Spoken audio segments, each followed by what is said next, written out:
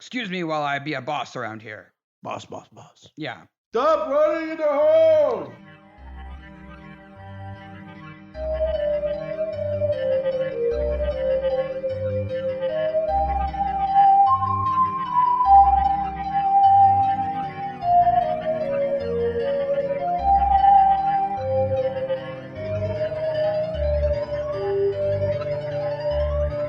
Hey, guess what? Hey, what? It's Midsomer Maniacs. Midsomer Maniacs! It is. It's us. Hey, Maniacs! Hey, Maniacs. Midsomer Maniacs is a podcast dedicated to the ITV series Midsomer Murders. Each week we dig into an episode of the show, including the murders, the mayhem, the loonies, and everything else we love. If your kids can watch the show, they can handle the podcast. And this is episode 23 of Midsomer Maniacs. Is this the youngest death we've seen in this episode? Depends whether you're going on the age of the actor or the character. The age of the character, because Yes. clearly he's 45. Yes.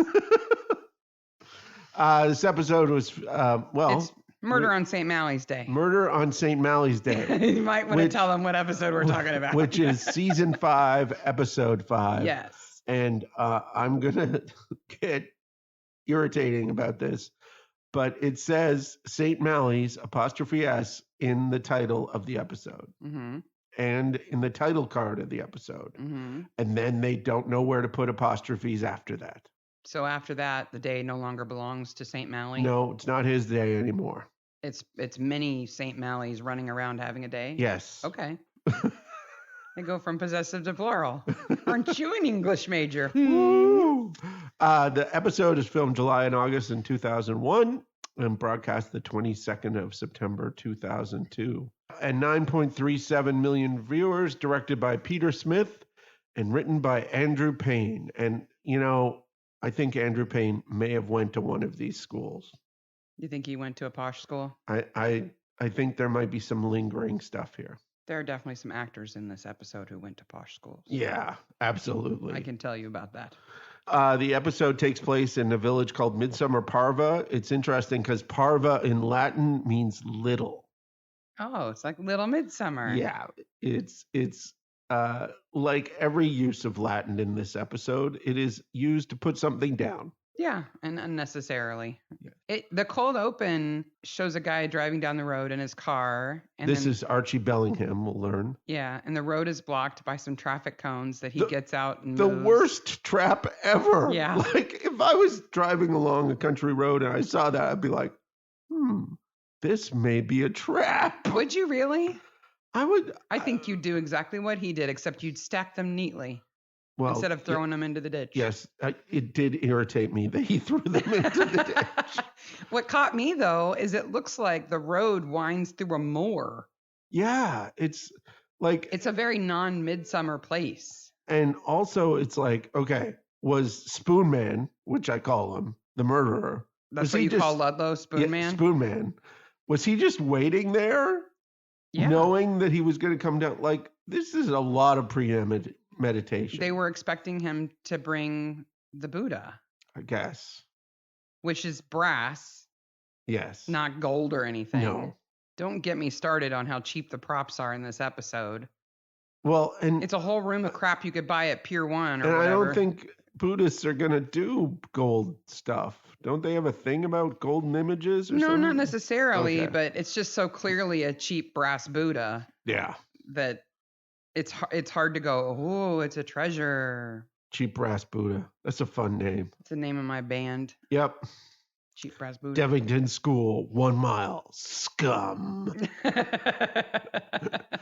the kind of thing the townies would paint on a sign. I just think of Brian, what's his name, running in and going, scum. He would have written scumbag. Yes, he would have. We're transferred to the school where they don't pay their electrical bill. This is Devington School. Yes. And let's talk about schools for a second. Okay. Because this is a very posh, exclusive school. So this is, okay, I'll play a North American person. This is a private school then. No, it's a public school because we're in the UK. But public school is where everybody can go. No. So not all. So in the UK, private schools that are not religious are called public schools. Okay. And government-run schools, Okay. so not all government-run schools are called, okay, let me back up. Okay. I'm confused already. Okay, so there's 3 kinds of schools. Okay. There are publicly funded schools Okay. that normal people go to, Yes. and they're just schools. Like Troy. Yeah, he just goes to school. Yeah. Just school, okay? Then there are private schools, which in the UK they call public schools. Okay. Okay, but there's a reason for that. And then the third are religious schools. Okay. The religious schools were first. Yeah. And so even if you were extremely wealthy, if you weren't of the religion, you could not go to that school. So is this why, like at universities like Oxford, they have colleges that are religious related? Right. Yes. So if it was a Catholic private school, no matter how wealthy your parents were, they could not buy you a seat. Okay. So then non-religious affiliated schools popped up, and they called them public schools because they were open to any member of the public who could afford it. Okay. Now that's why in Canada, these when I was exclusive schools are called public schools. In Canada, when I was growing up, public schools were the non-private schools, the ones for everybody. The ones that were government funded, right? No.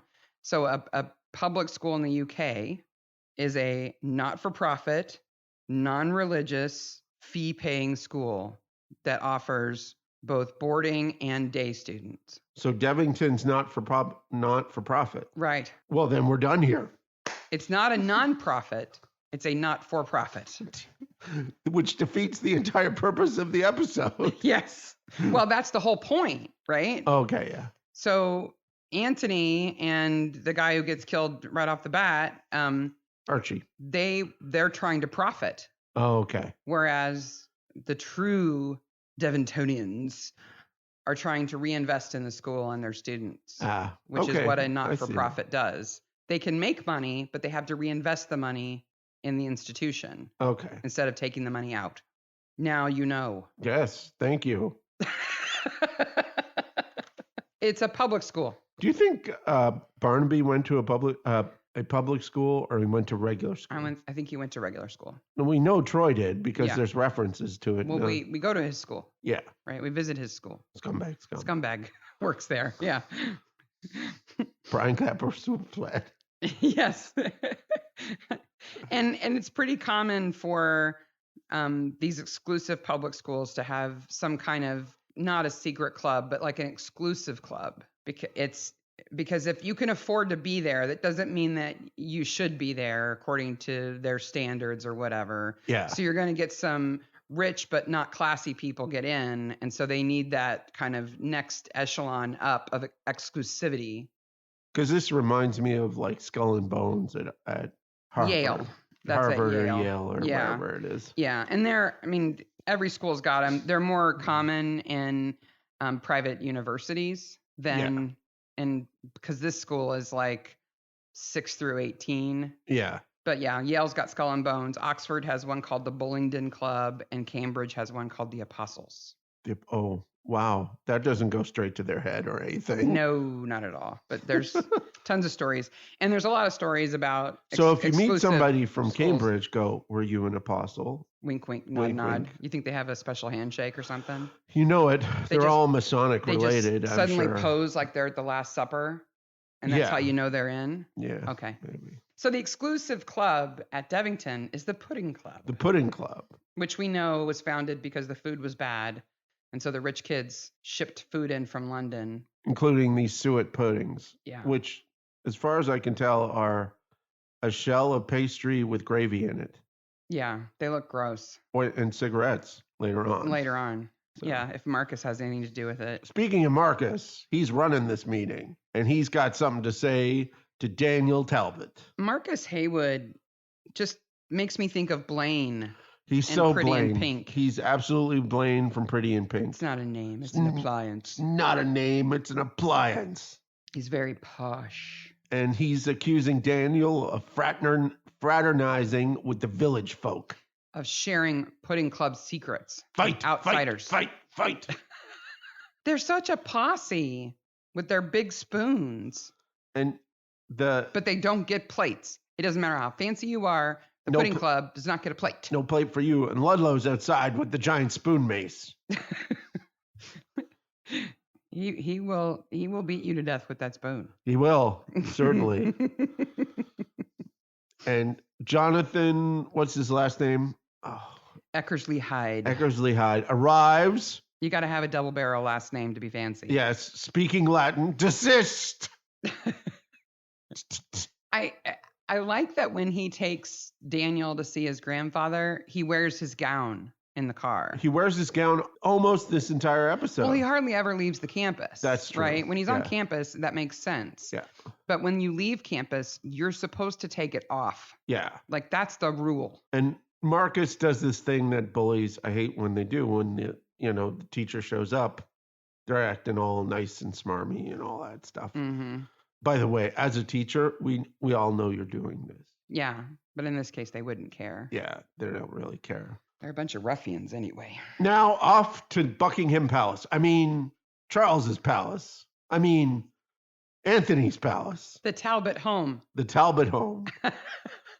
Yeah, because Anthony Talbot looks like Charles. He's played by Jeremy Child. Okay. And in reality, Jeremy Child is a baron. Oh my gosh. So he's had this way of discussing things all his life to him. Oh, he's playing himself. Yeah. Basically. Well, I'm assuming he's a nice person. He may be a nice person. He's not a nice person in the terms episode. of his class, he is playing himself. And his father's dying, and his wife really doesn't care. Yeah. Did Miranda have another gig at this point in time? Because every single shot she's in, she's looking to leave. Wouldn't you? Yes, absolutely. The Talbot's house is actually a house called Hall Barn. Oh, it's in the old barn. It's the furthest thing from a barn ever. It is certainly no barn. But that same house has been used in Downton Abbey. It was used in Chariots of Fire. It was used in Howard's End. It was used in Gosford Park. Like, it is the house. But they don't in this episode, but they always refer to those houses as the old pile. Yeah. It's the kind of house that you can't afford to keep up after the death duties. It's that kind of house. Exactly. Actually owned by the UK government in reality. You can sort of see in a couple of shots when they're outside, especially when they're up in the graveyard on the hill, you can see that there's like a lake or a pond kind of behind it. And on the other side of it, there's this little temple, this little Greek temple. There's a folly out there. It's a temple to Venus, and it's a folly.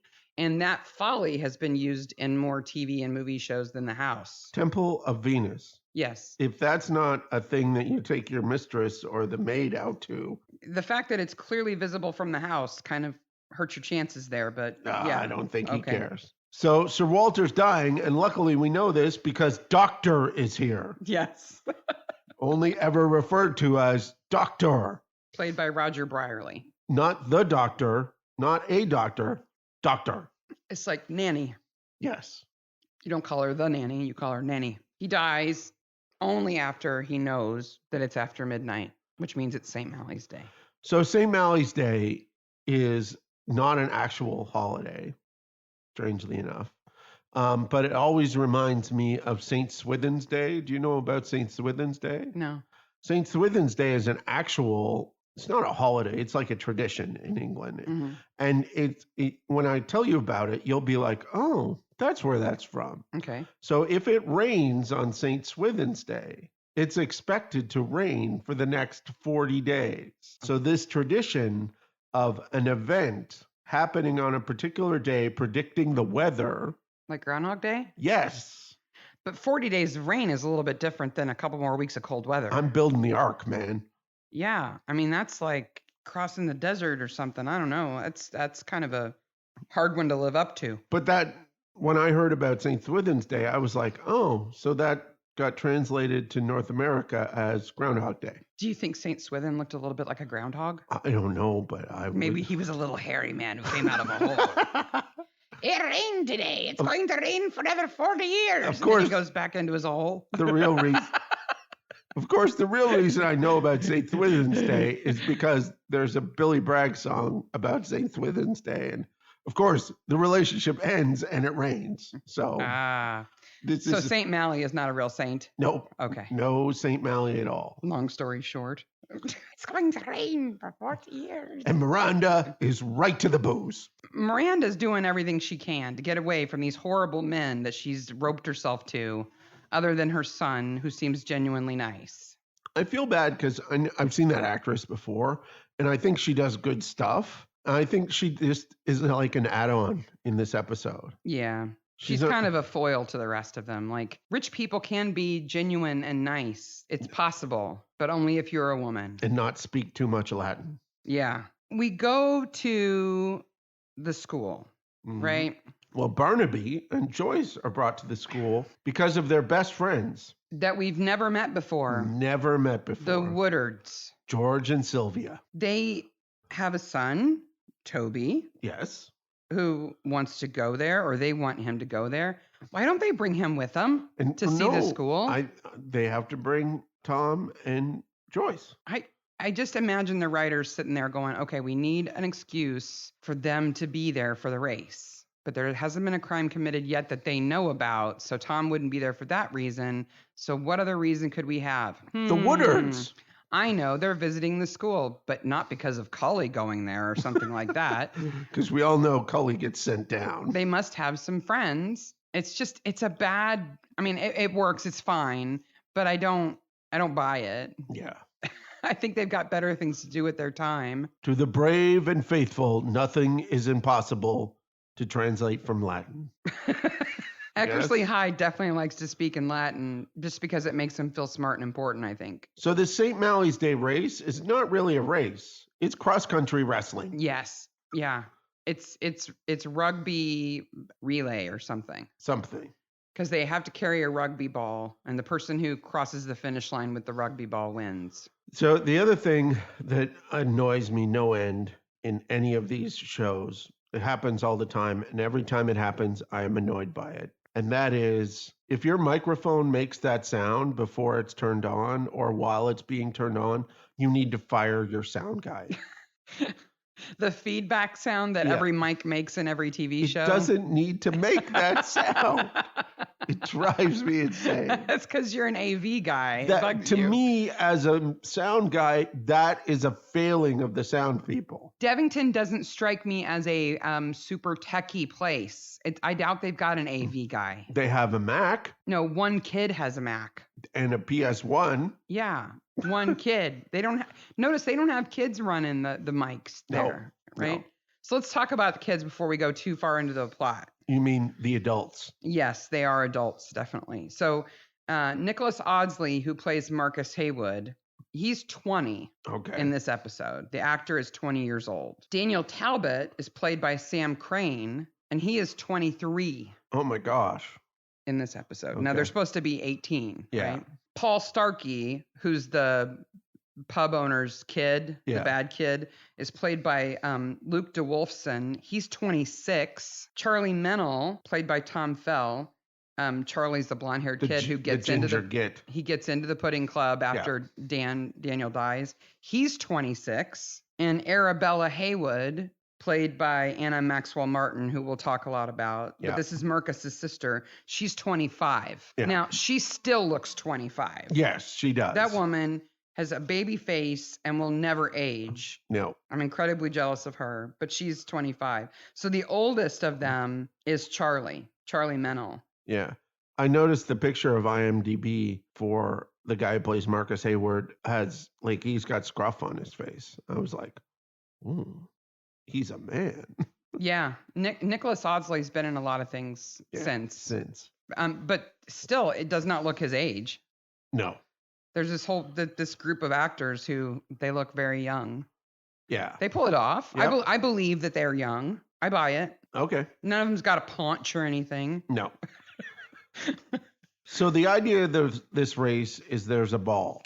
Now, I did notice in the picture of Daniel's grandfather winning the race, he did not have a ball. Yes, he does. No, he doesn't. He's carrying it. Well, I didn't think he was. Yeah. Okay. He's carrying it. I can be wrong. Don't worry. We'll get to a point where I'm very wrong with this episode. And you carry that ball through the race, Mm-hmm. right? And I guess it's no rules in terms of what you can do to get that ball. It's whoever crosses the finish line with the ball. Yeah. Wins. So the bell goes off to start the race, a Mhm. little bit late. Mm-hmm. And then the clock, which clearly says 3 p.m., Mm-hmm. in my mind translated to 9 a.m.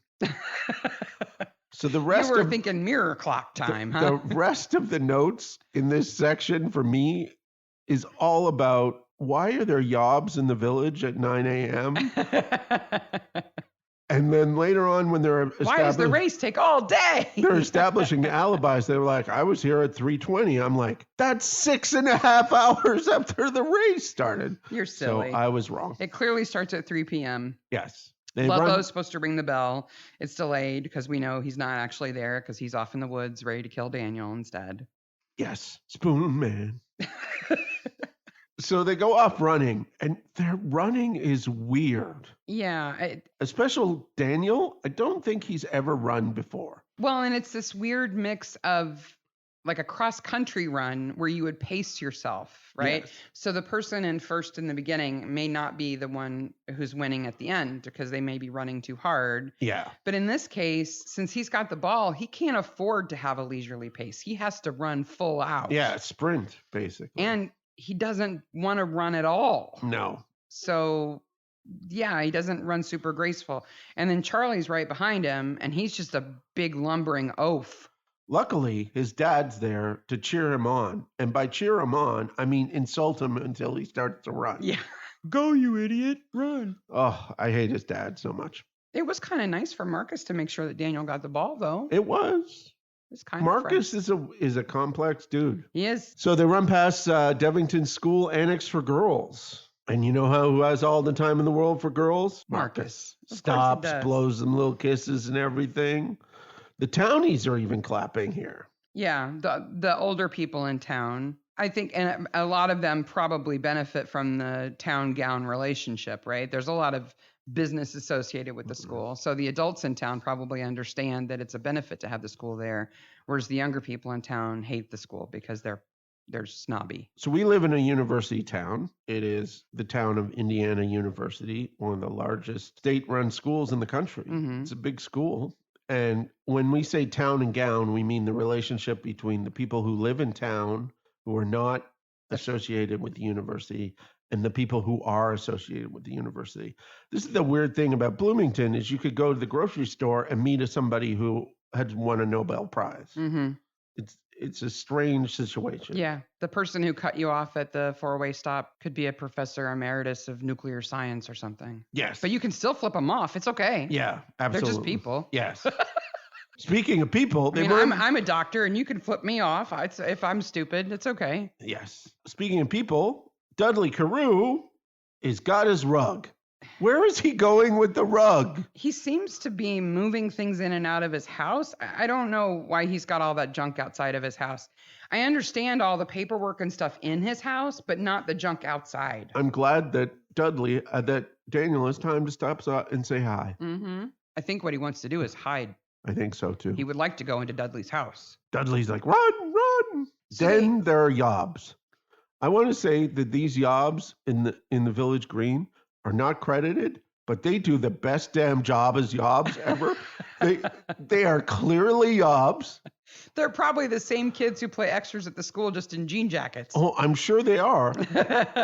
But they immediately look like the way it's filmed, you like know exactly what's going to, oh, there go the cans. They're throwing them at it. They've got lager cans. Yeah. And Paul is on his motorcycle. Paul Starkey almost runs Carter off the road, Dennis Carter. Well, we'll get to that because it's a weird cut. And Yeah. I want to talk about the weird cut.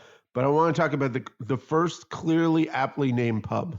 Yes. So it's called the Chalk and Gown, and it is clearly a rebranding of an existing pub. Yeah, they painted a sign just for the episode. Well, they made up a sign, Mm-hmm. and it's in paint. It's not a very good job. No. Is that supposed to be a gown, that red thing? I think so. But nobody wears red gowns. I guess. It's weird. Yeah, I'm not sure. Back at the school, Barnaby has a great diplomat joke. They're fancy diplomatic people who go to that school. And Barnaby's, like really diplomatic, I guess. Because So Anthony Talbot is so rude. there's like some tackling and on the track and off the track and all sorts of weird stuff, and ends up that Daniel goes into the forest to find a stump. Yeah, because what he really wants to do is run away. He's going after his hold all, which we would call a duffel bag, Yes. to take off. But Spoonman is there. We don't know it's Spoonman at this point in time because Daniel goes, "What the hell are you doing here?" It's Ludlow. Yep. The porter. Yeah. With this death, right? We're like, we know something bad happens here. But then there's this weird cut to a taxi going through a puddle by a Ford sign.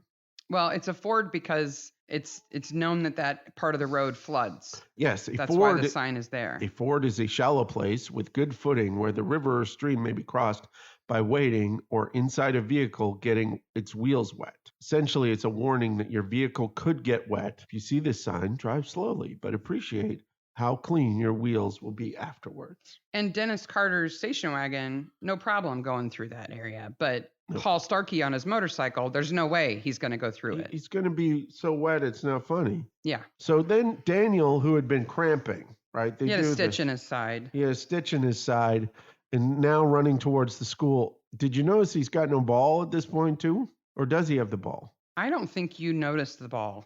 I don't. I think you've got a block. Maybe I have ball blockage. And I think he's got more to worry about since he's been stabbed. So maybe he dropped it. Yeah. I would be screaming, help me, not I'm going to finish this race. And I know he's not going to finish the race. Like he's not running towards the school to finish the race. But I would think he would be in a little more panicky mode than slow-mo fall down mode. And if he fell down on the racetrack, the other runners would have found him quicker than it would have taken him to get to the school. Yeah. If he needed help. I don't think he would have died from that injury anyway. Yeah, I don't think so. Not that quickly. Either. And there's a good 20-minute portion of this episode where it's not referred to him actually being dead or not. Yeah, when they initially start to question people, they say that he was attacked, he was stabbed, and then all of a sudden everybody's talking about him in the past tense, and you know that he actually did die. Yeah, there's no clear, like there's no Sacco scene with him dead or anything. No, like that. we don't see his dead body. We just see him collapse, and then Barnaby clearly sees he's injured, but then feels the need to rub his hand around in the blood and hold it up. Can't you see he's injured? Can't you see you should be screaming ambulance at this? And putting pressure on the wound instead of taking your hand off of it to show how bloody it is. Yeah. Then maybe he's going to rub it on his jacket like he did in the last episode. And the slow-mo is really bad here. I don't know what they used to film this or if it's on film or video, but the slow-mo is really choppy here. It's not as good as it could be. And the music is really weird. Yeah. Woo! Oh, and it's this kind of panicky, spinny camera. And I think the whole point of having it in slow motion is to have the opportunity to show the reactions of the other people who are there. In the to same Daniel's incredibly hairy legs. Because that's what I was like. Whoa, that dude's Sasquatch. He's got legs like Saint Swithin. 40 days. But you need to see Anthony say, "Oh, get up, boy! Come on, you can't win if you don't get up." That's kind of insensitivity, and he is as obsessed with the school as Peter in the last episode with the bells. Right? Yeah. He's just single-minded. Now I know I'm a broken person. Do you know how I know I'm a broken person? I know all kinds of reasons why you're broken, but what about now? I have a note that says 14 minutes in, 3 deaths. Nice. Because Archie, Walter, and Daniel have all died. We're not messing around. Death right away. 2 murders and 1 natural death, right? Yeah. So let's talk about these buildings real quick, because where the race takes off, we're in this nice square with this big statue, and they make a lot of the location. And not walking on the grass. Yeah, don't walk on the grass. So the girls' annex, the St. Malley's Girls' School, is shot at the Natural History Museum of Tring. Tring? That's what that building is. What is Tring? It's a village. Oh. I think. Where do you live? Tring? Tring! Hello? Tring! Hello? And Tring. And Devington School, they used 2 different colleges for it. So when we're in that square where the race starts, that's at Royal Holloway, Okay. which is part of the University of London, though it's not in London. Yeah. And so the race starts in the square in there, and that statue is of Thomas and Jane Holloway. Oh. So he started the school. Okay. And he got all of his money through patent medicine. Oh. Quackery medicine. Yeah. That's how he made all of his money. Excellent. And built the school. And the other school that they use mostly for interior shots of Devington is Bearwood College, which is now Redham House School. It's a great big estate that was then, it housed Canadian soldiers from 1914 to 1918. That's something that happened, yeah. Yeah. And after it was used to house Canadian soldiers, 2 businessmen bought it and turned it into a school. And it's been some sort of school ever since. Oh, okay. Yeah. Cool. I love those buildings. They're just so incredible. I thought for sure they were places in Oxford or something. Yeah. And they're in that style. They're gorgeous. But they aren't. Let's cut to the waffle. Cut the waffle. Sorry. I just dislike Daniel's dad so much. You're supposed to. Yeah. I really like when Ludlow attacks him and his hair gets messed up. Yes. I just want to noogie him the whole episode. And I hate that he has that ducktail in back where his hair flips up. He's so Charles without being Charles. Yeah. He looks like Prince Charles so much. And he's no time for town and everything for gown. Yeah. The Yobs in the village threw missiles. I thought those were beer cans, not missiles. Missiles. So he says a couple of interesting things because, once he starts to talk, I'm completely bored with him already. He says that Daniel has won colors for cricket. We know what cricket is. Mm-hmm. Dead Man's 11. Ruggers. We know from other places it's rugby. And fives. And I was like, what the heck is fives? Fives is a weird game. What is it? It's played with 2 or 4 players in a court enclosed on 3 or 4 sides with a hard ball being struck with the hand, usually protected by a glove. Oh, so it's handball. It's handball. But the reason why it's in these kind of alcoves is it was originally played against the sides of churches, and the buttresses acted as the sides of the court. Oh. Well, no windows would have been broken that way. Yes. And it's called fives. Even though it has 2 to 4 players. Well, I was like, but there's 2 to 4 players. I watched a whole video on there's fives. 3 walls, 2 to 4 players. Where does the 5 come in? I watched a whole video on fives. And even some of the last championship of fives. It's a very big college game, as you can imagine. It's called fives because you got 5 fingers in a hand. So that's why it's called fives. So if you've lost a finger, can you not play? Fours. You have to play fours. Poor Dick is only playing 2s. Yeah. So let's talk about Eckersley Hyde. Okay. So he's the headmaster of Devington School, an old boy. Yes. I hate that. Old boy. Yeah. He's played by Desmond Barrett, who's also in They Seek Him Here, which is a 2007 episode of Midsomer. Yeah, we'll get there. We're pretty close to that. And Desmond Barrett appears to be a genuinely awesome guy. He's just all around very nice guy. Okay. Even though he plays these kind of uppity, Come! Yeah. That's not what you say when somebody knocks on your door. Absolutely. His favorite thing to do. I work at a private school, but it's very different. It's very different, yeah. He's done a lot of Shakespeare, but his favorite thing to do now in his older age is that he likes playing dames and pantomimes. Oh, excellent. And there are some incredible pictures of him dressed up as dames. I mean, excellent. Lipstick all over the place and bright blue eyeshadow. He has a fun time. We'll add a picture to the episode notes. But he seems to be having a really good time now playing these not so serious characters. He's fun. Spoonman tells Troy not to walk on the grass. Because that's a thing in a lot of schools. And Marcus shows up and he knows everybody's name. I don't know how he knows everybody's name. Because he's an insider. I guess. Right? So he knows everybody. And he tells Barnaby at Charlie Mayhall. And he meets with the headmaster and goes through the history of the Pudding Club. There's a scholarship. They get to wear these special silver spoon cufflinks. Get it? Silver spoons with the spoons. They're silver. Get it? Like a silver spoon in your mouth? Yes, get it? But not a plate. Get it, but no plate. And then the headmaster takes Barnaby to Daniel's room, and I'm off. Personal hygiene and the adolescent male are rarely on speaking terms. Which I think is his best line. Teenage boys are stinky. So the following things can be found in Daniel's room. And I'm going to pause you just for a second to give you props, because for once, I think the analysis of these rooms is actually interesting, because the set dressers did a lot of purposeful things in Arabella's room, in Daniel's room, in Marcus's room, and in Charlie's room to say things about how they are different from one another. Absolutely. The set dressers did an amazing job. Except for once. We'll get there. Hold on. There's a really good one. Okay. So there's a picture of a nun with a grandfather clock and a curved bowl. I couldn't find that picture anywhere. There's a picture of the seaside. There's a picture of an F1 car crashing. He has his schedule up, a picture of Pisa with students in front of it. I'm assuming a trip that they went on.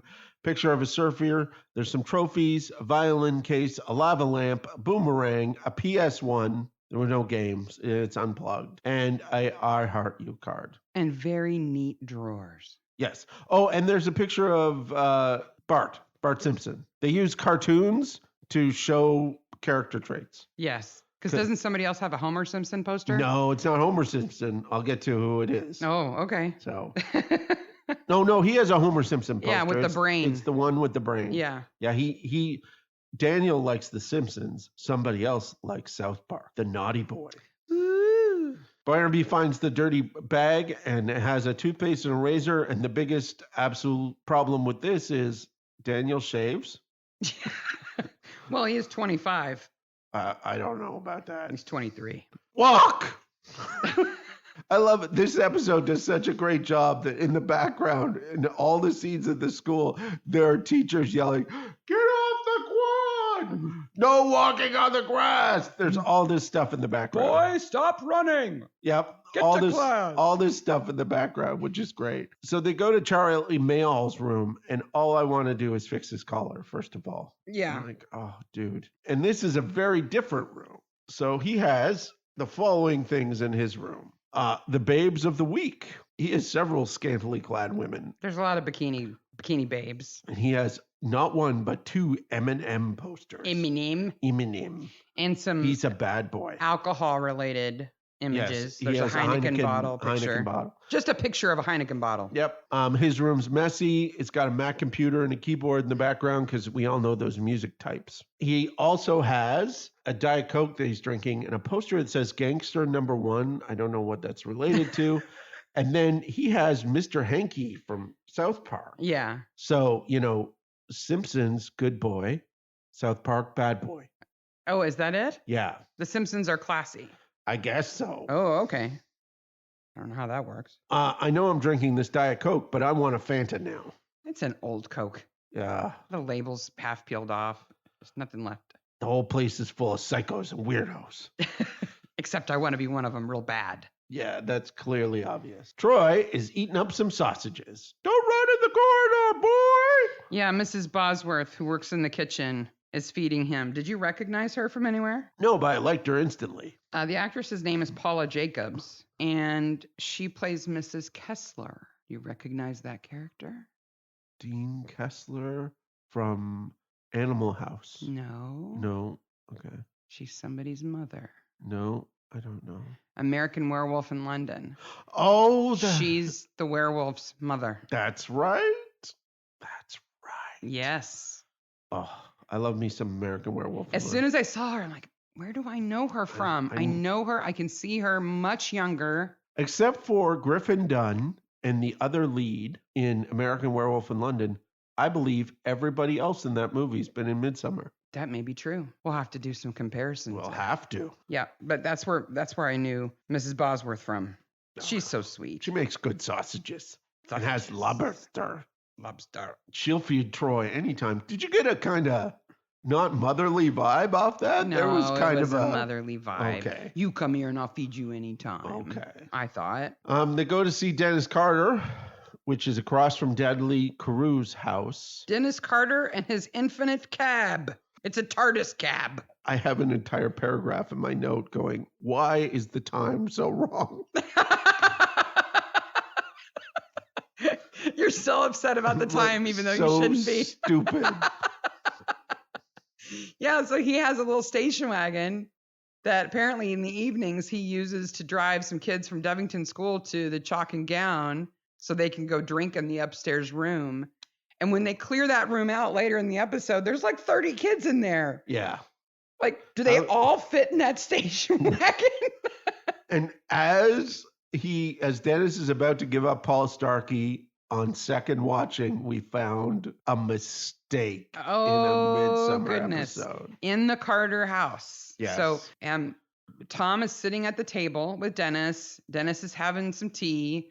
And then Julia, his daughter, comes home. Julia is the one who Daniel had a thing with. And Dennis gets up. Yes. And behind Julia, there is a handwritten sign on a piece of poster board. Which says, "This is a dressed set. Please keep out." A dressed set, meaning that the set dressers had set that room up for that shot and didn't want anybody to come in and move anything. But they including forgot to their move sign.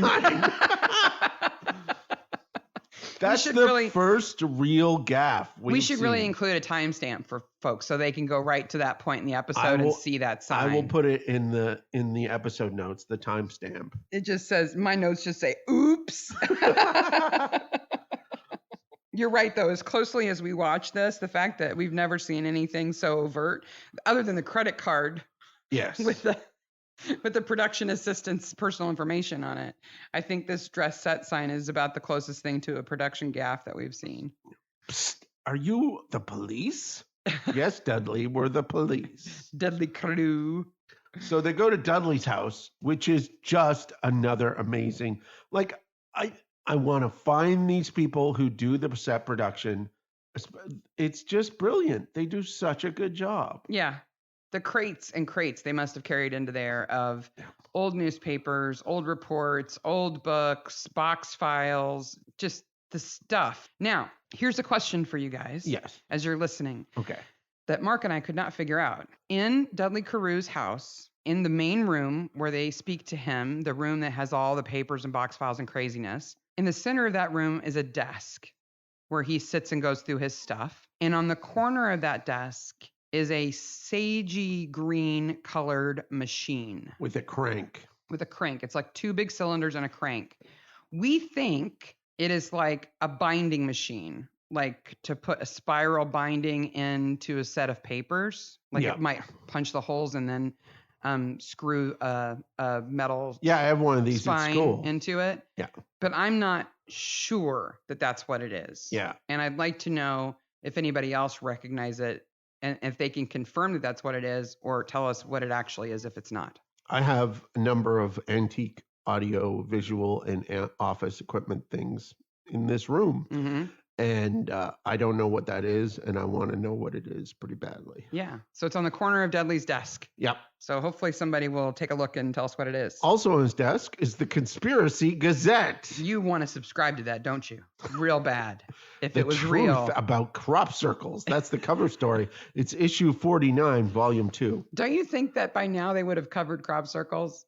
It's only $2.50. Well, Oswald was at Devington School before he killed JFK. Well, yeah, Dudley writes a story called "The Royal Family Are Working for the Kremlin." Now, I watched this show a little too closely.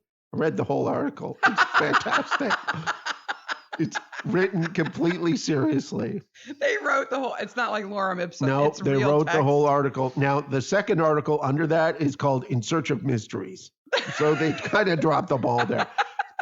But I think they even dropped the ball even more because that crop circle title page, it should have had Lloyd's name on it. Yeah, that would have been great. That would have been just... It would have been even better if it had a butt-up body laying in the middle of it. Yep. If they had done that, You're right. Lloyd should have written that article. Yeah, Lloyd should have written it. That would have been his final piece. Or they could have had... Yeah, they could have had in honor of Lloyd.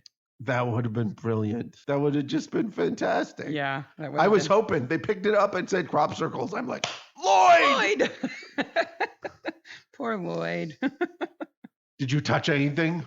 You went to the school? Look at the school, not the village. A malign influence on the 20th century. Okay, crazy man.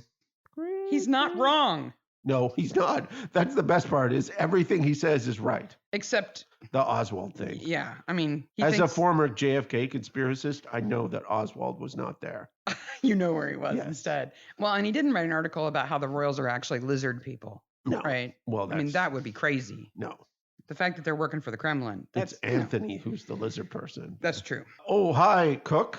At the cap and chalk and gown, I guess we'll take lobster off the menu. Yeah, now. that's real subtle, isn't it? Like, gee, you think that the pub in town gets food from the school? Yeah. Lobster and mayonnaise. Barnaby gets a scotch. Troy gets an orange juice. That's what they do. Yeah. Because Troy's got to drive. And God knows he doesn't need to drink and drive. He's bad enough as he is. Yes. Please remove your muddy boots is on a sign in the back. Oh, that makes sense. Yep. In a country pub. We should have an all-vehicle weight alert for this guy. Oh, wait, here he is. When they find Paul Starkey there. Yeah, he just shows up, right? Yeah. Because, you know, he's a bad kid. He wears leather and drives a motorcycle. Smokes cigarettes, Regents, that also does not have an apostrophe. Okay, so I know what happened to you. Okay. Once you realized that you were wrong about the time, you decided to vent all that anger at apostrophes. Is that it? So, Can I talk about hats? sure. Because we kind of skipped over it when I wanted to talk about it. Now I'm not sure where a good place to talk about it is, because one of the things that just kept kind of niggling around in my brain while I'm watching it is that the kids who go to Devington, of course, they wear a uniform. Yes. The super fancy kids wear tails, Yes. right? With their spoon cufflinks. cufflinks. I think there's something to be said about colors of bow ties. The pudding club seem to wear white bow ties. And waistcoats. There's something going on with that, The too. color of the Yeah. waistcoats, but they all carry straw boaters. Even the bad kid has one in his room. Yeah. And I don't see people wearing them. They're carrying them. Well, that's what you do with your straw boater. So it's like you're required to have it, Yes. but not required to wear it, Put your straw boater on! which I was surprised by because you'd think when they were outside, they would have had them on. Yeah, you would think. So I went down that rabbit hole because I wanted to know what's the deal with the boaters. Yeah. And they're kind of a British hat anyway. So they are common summer uniform hats. Okay. And schools all over the UK include boaters as part of their uniform, Okay. but only posh schools. Okay. And here's why. Straw boaters are hard to keep on Oh, why are they hard to keep on? because they're very shallow. Okay, yeah. They don't really sit on your head. No, I see that. So if you have a small head and you're rich, If you don't have to do much, oh, it's easy to keep them on. that makes sense. Now, if this happened at Devington in the fall or the winter, they may all be carrying top hats. Oh, they wear tops? Yeah, Wow. because that's a beaver skin top hat is the cold weather. Like uniform hat. Sherlock. Yeah. But Sherlock never wore a boater. Not a flat hat with flaps. No, Not but like that. in the books and at least one of the shows, Sherlock, for the great majority of the books and the shows, wears a top hat. He Yeah. doesn't wear And the crazy coonskin deerstalker. Yeah, Mrs. Hudson brushes it clean for him. Yeah. Right? Because it's actually fur. It's very Yeah. short fur, but it's fur. It's beaver fur. Yeah. So that would have been their other uniform hat. Oh. And still at Eton, Cambridge, and Harrow, a boater is part of the official uniform. Wow. That doesn't mean that people wear them or carry them around. They can't be actually made of straw. They are. Oh. Yeah. It's braided straw like you would make a seat out of, Oh. like a woven chair seat.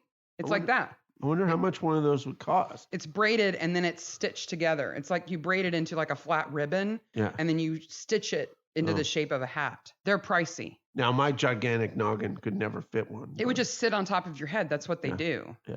But I think that's why you see most of them carrying them, because it's a pain in the butt to wear it because it doesn't stay on your head unless you have a ribbon on it. Now, can you imagine all these boys running around in hats with ribbons tied under their chins to keep their hats on? No.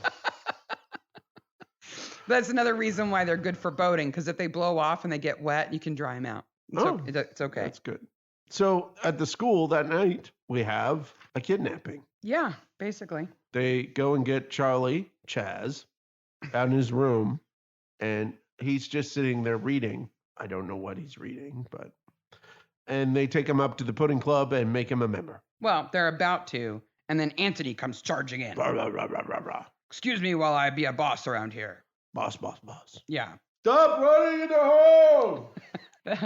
And then, Tom and Troy are interrogating Paul, who he does such a perfect job of, I don't care. I'm not saying anything. I'm not guilty, but I'm going to act like it. I didn't do anything. Yeah. But who I really like is his attorney. Who says nothing, gets no credit, not even lawyer. But works his face really hard. Yep. Works super hard. He reacts to everything that's said. Like a mimey clown sometimes. Yes. Like, I got this non-speaking part, but I really want somebody to notice me, so I'm going to really act over here. I make a face. So the next day in the headmaster's office, he's talking to Anthony. And again, these are two characters I don't really like all that much. So I'm concentrating on the paper. Yeah. The Costaneco, which has the same border. The Costaneco is pretty standard. Mm-hmm. It's consistent. The headline is a little weird. What is it? It took me a while to get it all, but it says Evacuees' Tales of Life in the County. Evacuees from where? I do not know. So these are immigrants I guess so. who've been relocated to Midsomer? I guess. Okay, that's bad. Yeah. Like, if you get evacuated from a war zone and they put you in Midsomer, you're probably just as likely to die. Exactly. Don't relocate me there. That's where everybody gets killed. Ludlow's office, he has the giant spoon. So the story about Archie is in the paper. Archie? yeah. Who's Archie? Oh, wait, the guy from the beginning. Yes, the guy from the beginning who's a diplomat, of course. Of course he is. He's a very fancy diplomat. We get to see Ludlow's office with his giant spoon rack. Yes. The spoon mace. So his porter's lodge, in every show I've ever seen that has a porter, at some kind of public university especially. He's got a bowler, first of all. The porter always has a bowler. He's always impeccably polite to everybody, very helpful. But they usually have a little room that looks out onto... Like the alcove that everybody the comes entrance. in. Yeah, the entrance to whatever interior space there is to the school.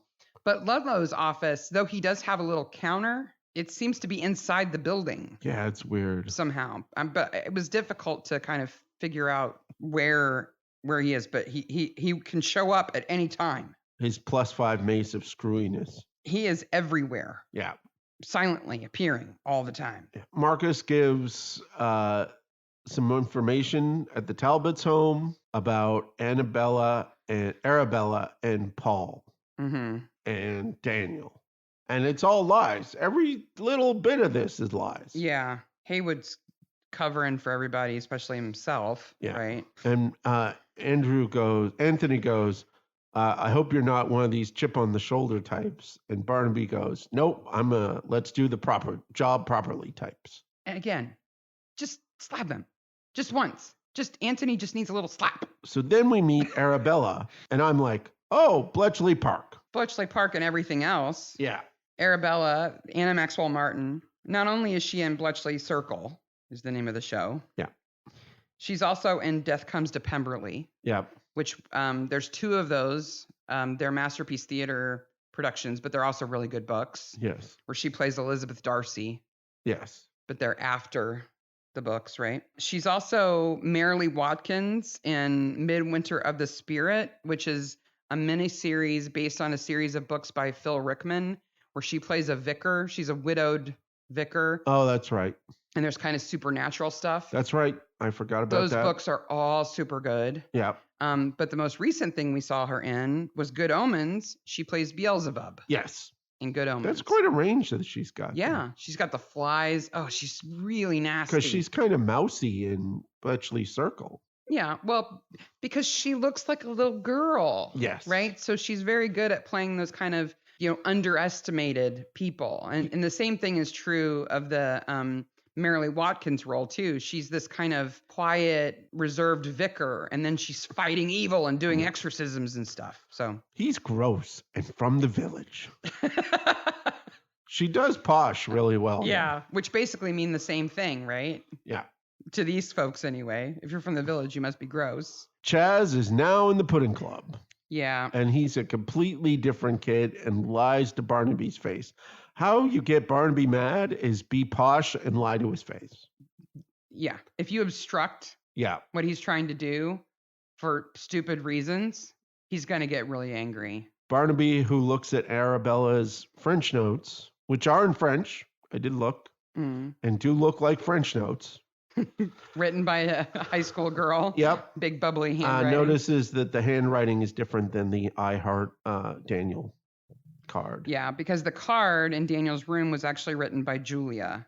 Yeah. Julia Carter, who's played by Victoria Chalet. She's not an actress anymore. She's now a psychotherapist and a counselor. Oh, that's good. She quit acting about 10 years ago. Oh, okay. Well, I hope she helps people. Yeah. And they go have a word with Dennis, and they sit in his car, and all I can think of is, dude, that hair is coming right out of your nose. Like, it's gigantic. Like, I'm like, plot, whatever. Daniel, you need to... Dennis, you need to clip those nose hairs.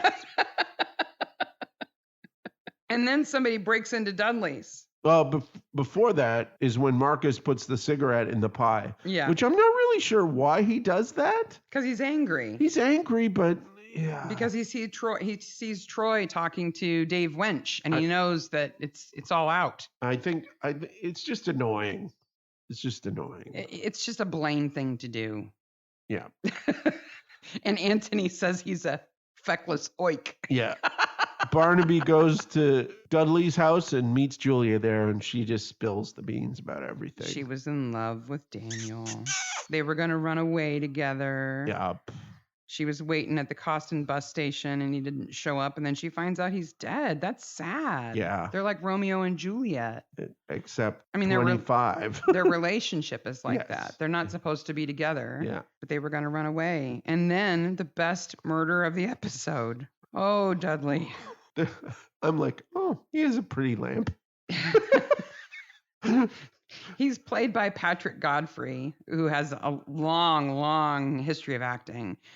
But wow, you've got to be a really good actor to be drugged down a set of stairs on your face. Yep. And leave a blood trail behind. And he does it. But it gets better because we find out in the next morning, he's on the cricket pitch. And Barnaby says, smothered by a meat pudding, flattened by a roller, and bashed in the head. Not necessarily in that order, which is a joke. Yes. Okay? Barnaby tells a joke. And then Troy says, oh, not accidental then.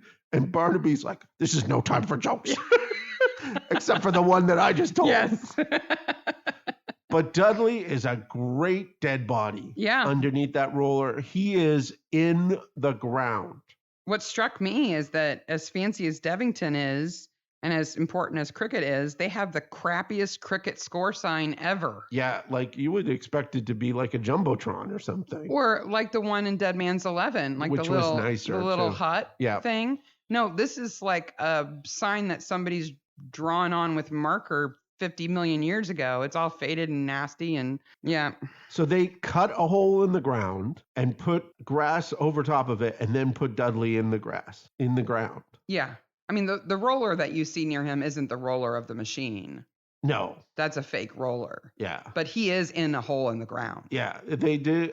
With a pudding stuck in his mouth. Dead body acting supreme. The first time they showed his face dead, I thought, did they put like a weird prosthetic chin on him or something? No, that's a pie. No, it's a pudding crammed into his face. But wow, he's real dead. Yeah. real dead. And Barnaby figures out that Daniel didn't have his black armband on. So now, after all the guys with white sticks have been all over this forest, Troy and Barnaby go there for 5 minutes and find out everything. Because the White Stick Brigade did not go to the place where the trunk is. But why didn't you go everywhere?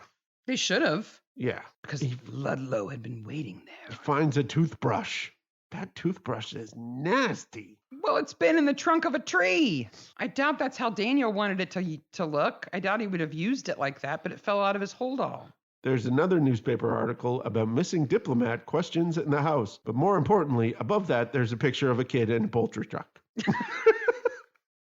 And another great headline underneath. It says, Web Info and Technology. Yeah.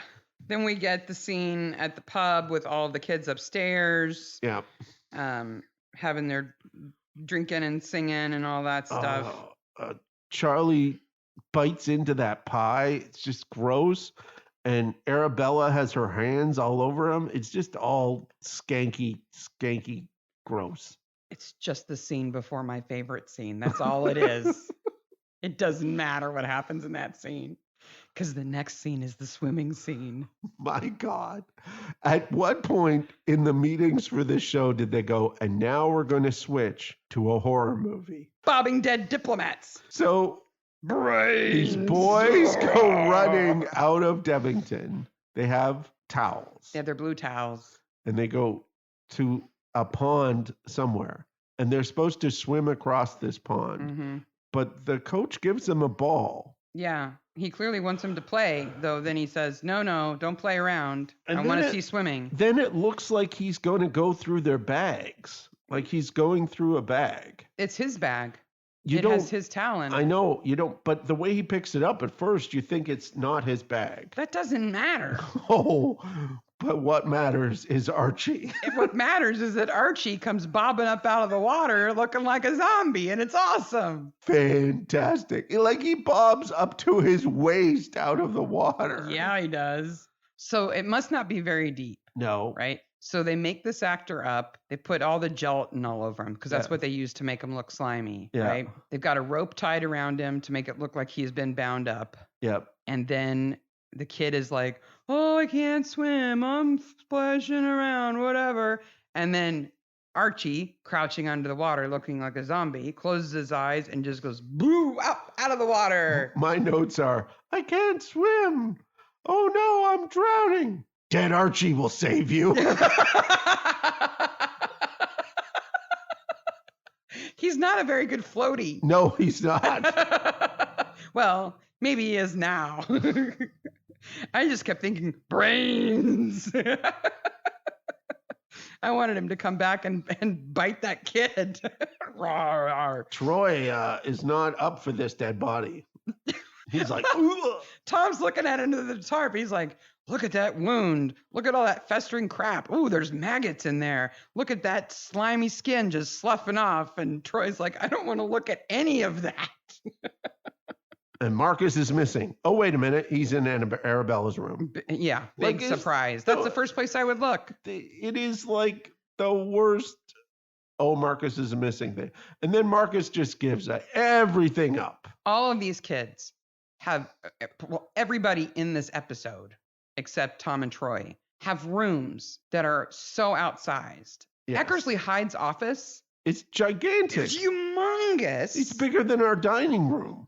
And it's bigger than our master bathroom, which is ginormous. Yes. It's weird big. But Arabella's room, I mean, it is the perfect teenage girl's room. They did a really good job. Yeah. But it's huge. It's gigantic. And none of these kids have a roommate they have to share with either. Yes. And they have no parents. Just great big rooms. Yeah. Well, I imagine the Haywood parents are probably, off circling the world or doing diplomatic service somewhere fancy or whatever. So Marcus gives up Ludlow here. And it all slips into place. Yeah. And they go to find Ludlow in his rooms. And they find the clock that set off the bell. They find that there's a timer on that plug. Yeah. Meanwhile, everybody else is looking at the wall and saying, the spoon mace is gone. There's an outline of the spoon. And where is Ludlow? Oh, he's going to take care of Anthony. He's marching across the countryside like the Terminator with his spoon. He's the Spooninator. I just see, like, if there was a barn in his way, he would just go in one side and out the other side. Yep. There's a stone wall, boom, right through it. There's a Ludlow-shaped hole in it. And a little spoon cut out next to it, the right? Spooninator. Yeah.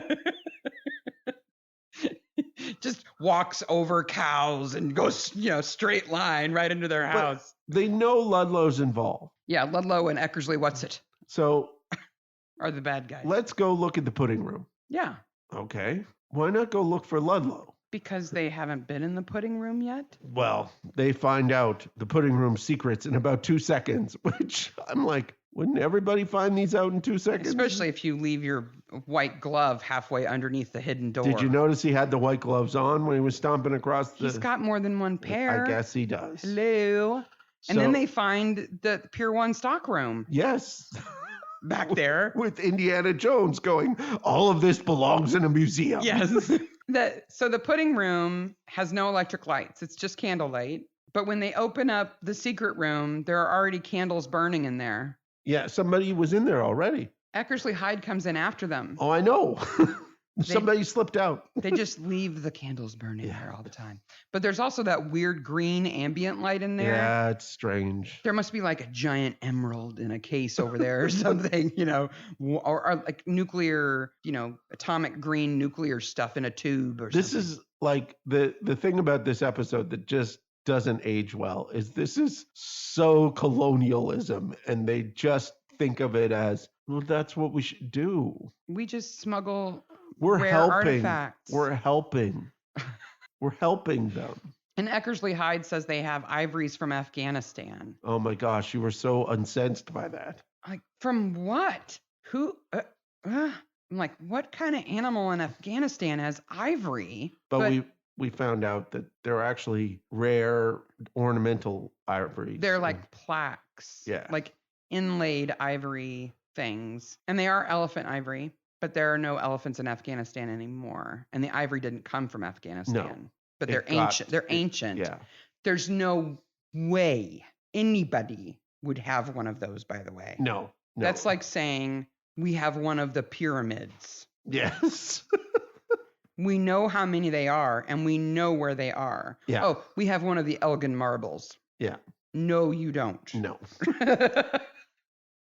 And then, like, Eckersley, what's his name, is like, oh, well, I sent Ludlow to clean up this mess. Mm-hmm. Like, just nonchalantly, like, I had him kill a bunch of people. Because no one human is as important as Devington School. And the Pudding Club especially. Yes, the pudding treasure. Ludlow, the spooninator, is going across the field. And this is where Miranda really shines. Because she's like, oh, come in. Oh, you're going to go kill him? Okay, I'll wait out here. Ooh, can I listen? What is their plan here? Yeah.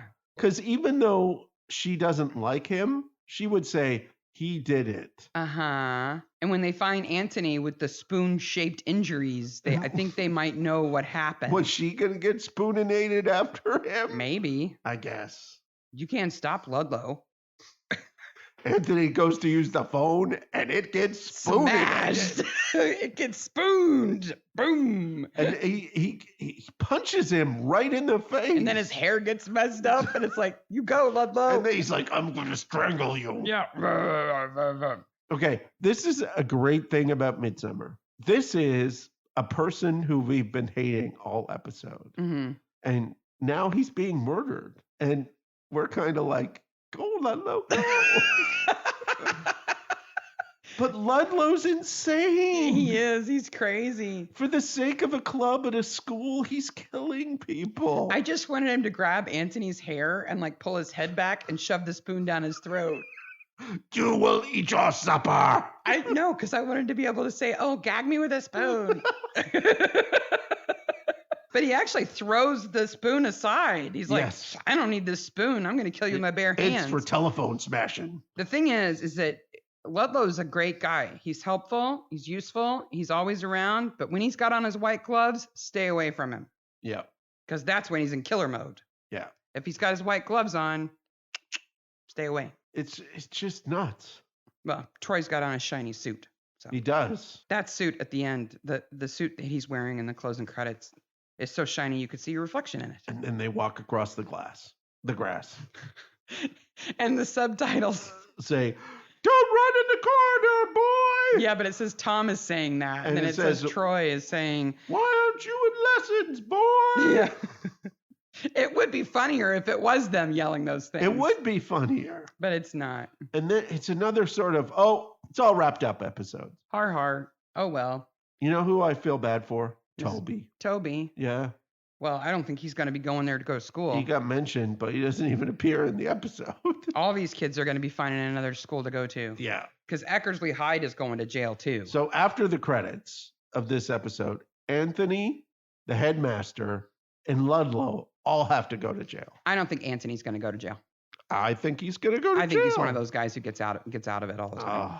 I think he'll frame Eckersley Hyde and Ludlow for all of it, and they'll go to jail. Because Anthony didn't lift a finger to hurt anybody. So yeah, but he stole all these things. Yeah, but prove it. I just think he's the kind of person who gets away with it. I just have a scene of some two guys at a desk in Scotland Yard in a basement going, "That's where everything is." The art theft division is like, ha! We can wrap up all of our cases. I get some satisfaction out of imagining the three of them in orange jumpsuits, though. Yes. Can you imagine Anthony in prison? Yes. With his hair all mussed up. And Eckersley, what's his name, speaking Latin in jail. And Ludlow in the commissary going, "This spoon's not big enough. It's not big enough. I need a big spoon." Where's my big spoon? Meanwhile, Miranda's like living on the Riviera or something, very happy. With her dead son's girlfriend. Yeah, Julia. They can hang out together. They seem to hang out together. So who's a better corpse, Dudley or Archie? It's really tough. It is tough. I got to say Dudley because the camera's on him more. Yeah. But Archie is really good. They're kind of tied in my head. Yeah, they're both really good. It's tough. That school's not going to be the same. No. I would think the school would close. I don't know. I think they'd bring somebody else in to run it. I just hope Chaz gets beat up and Marcus gets beat up. Charlie and Marcus? Yeah. I think the Gits will find them. I think Marcus has his own problems. He doesn't need Yobs. The Yobs will find him. And they turned out to be really nice guys and date Arabella. You guys have got to look for that sign in Dennis's house. Yep. So awesome. I'll put it in the show notes. We'll put a timestamp in there for you. We'll give you a picture of Eckersley Hyde dressed as a dame in a pantomime. And a few other things. Thank you once again for listening. This is 23, I think. 24 will be A Talent for Life. And I got to tell you, the first 20 minutes of that episode is spectacular. Yeah. Is season 6 the last Troy season? I think season 6 is the last Troy season. This is the episode with Honor Blackman in it. And she is fantastic. Yep, she is. I have this notion that she said, either I'm the murderer or I get killed in a gruesome way. One way or the other. Absolutely. Okay. We can do that. Oh, this is a fun one, though. It's really fun. Yep. Even without St. Swithin. It's going to rain for 40 days. You're so silly. Remember to put in your apostrophes.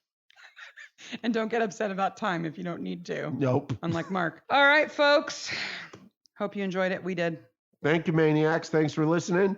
Remember that we are at Midsomer Maniacs on Twitter and Instagram. And we're on the Facebook groups for Acorn and Midsomer Murders. And if you listen to us on iTunes or any of those other services, please rate and review us. It helps people find us in the future. I can't tell you how many times I've made comments on Facebook posts especially. I'm like, we just covered this in the podcast. And people are like, podcast? What podcast?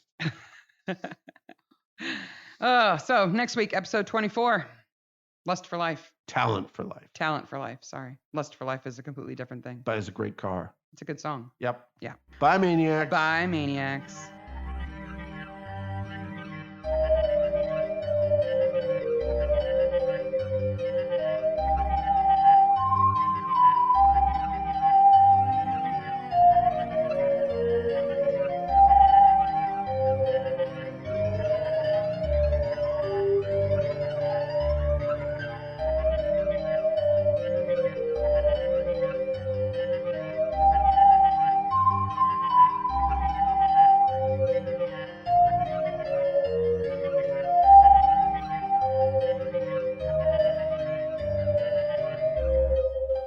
What is a parva?